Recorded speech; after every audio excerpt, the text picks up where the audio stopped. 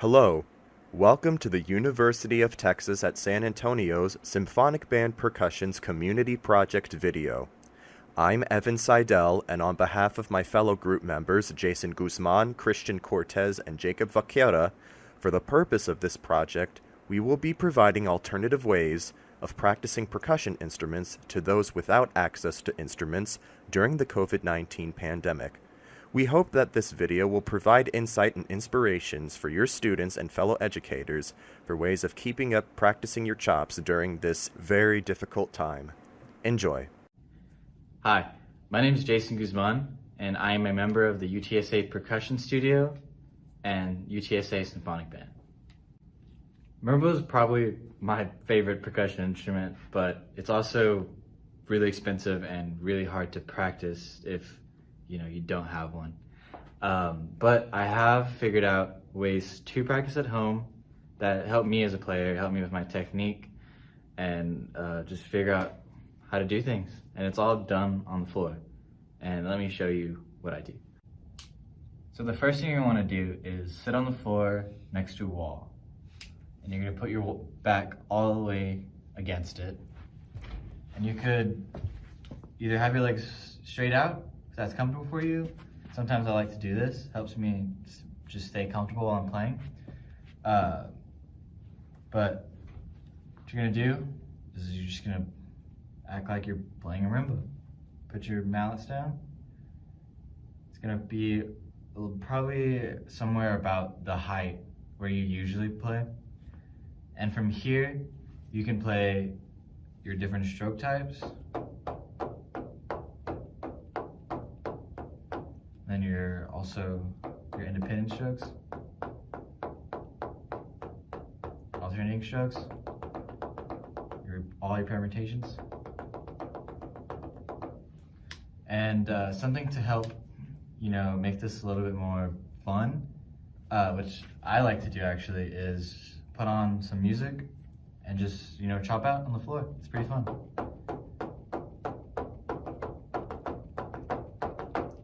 Another thing you could do is, I like to practice is interval changes. You don't really need to know what bars you're touching. You just gotta work on that motion.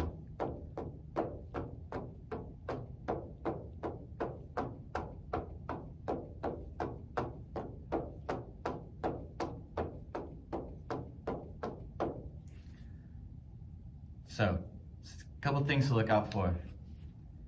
Just make sure your wrists are staying down and you're not using that crazy arm motion. Another thing is, when you're doing your vertical strokes, try to go for the cleanest possible double stop with your mallets. That way you don't get since that's what you want to hear.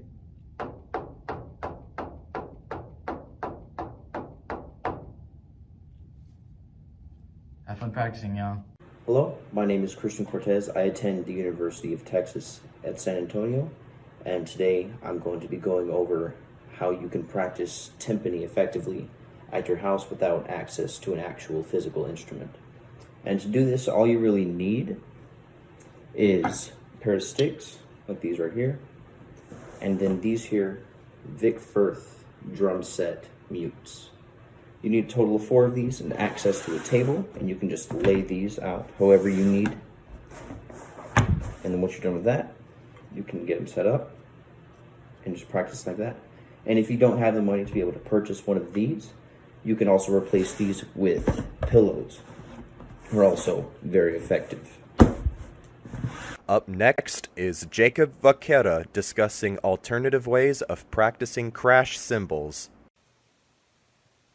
Hello everybody, today I will be showing y'all how to make crash cymbals at your own home using paper plates, some scissors, and a cylinder of ribbon.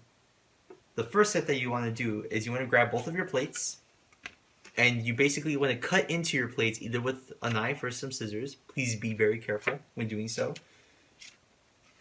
And basically make those indents exactly where I had put these pencil markings on. And basically what you want to do is you then want to grab your ribbon. And you want to grab a good amount. A good amount being about right there. Pretty small amount. You want to cut it. And then basically want to take your plate and you want to put it through that area where you made your indent. And it's going to go through the other side. And you're going to basically tie a knot on the other side. This will eventually look something like this, where you'll have a handle on one side and then you'll have the knot on the other. And so then you can create two of these, and then you have your pair of crash cymbals. And you can grip them exactly like crash cymbals. Doesn't sound too much like crash cymbals. Obviously crash cymbals are a lot more louder.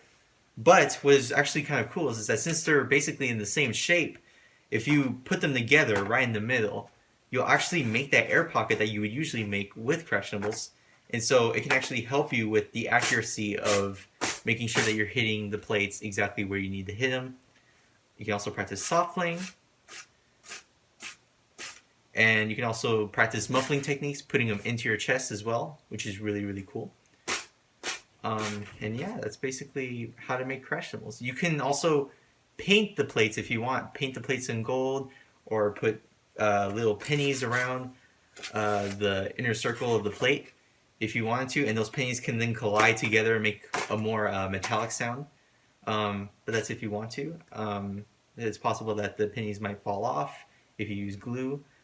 So you could just end up just use this instead. But other than that, that's basically how you make two crash cymbals at your own home. Thank you for watching. Hello, my name is Evan Seidel, and today I will be discussing cheap alternative ways of practicing snare drum, tom drums, various auxiliaries, and bass drum. The most common alternative way of practicing snare drum is the use of any sort of standard practice pad ranging from $10 to $20 on a snare drum stand. If you do not have access to a snare drum stand, there are a wide varieties of ways that you can substitute for that, such as using a table or stacking as many books as high as you need to.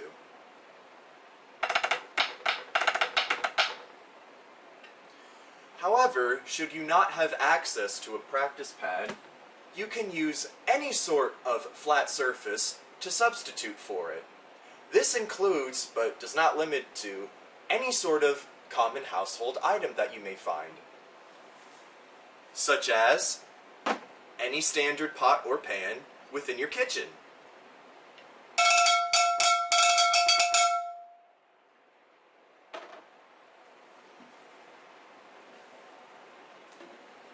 For drums with a lighter sound, such as hand drums and various small toms, the use of any sort of plastic container or jar is appropriate.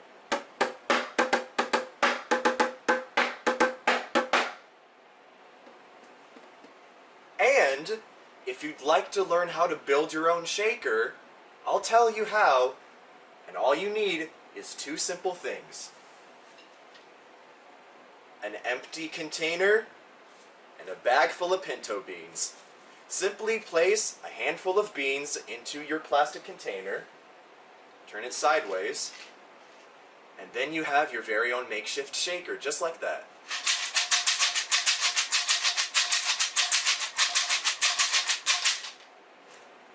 You can use your alternative shaker for part substituting, such as maracas, cabasas, and shakeres. Finally, I will tell you how you can practice bass drum rolling technique if you do not have access to a bass drum. Let me move this out of the way. You will see I have a screen behind me. You can use any sort of upright flat surface should you want to. Simply hold the stick in your left and right hands. Imagine the top of your screen as the top part of the bass drum head, and the lower part of your screen as the lower part of the bass drum head. Simply build up your roll speed. Go faster to signify louder dynamics, slow back down to signify softer dynamics. You can also practice muting by placing your hand in the middle of the screen. In addition to the methods that we've presented to you throughout this video, you may also visit these websites to purchase inexpensive various auxiliary percussion instruments.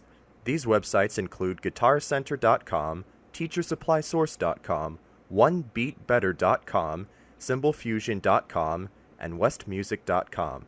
Visit these websites today to find the right percussion instruments for you and your students, and have them delivered in a safe and effective way.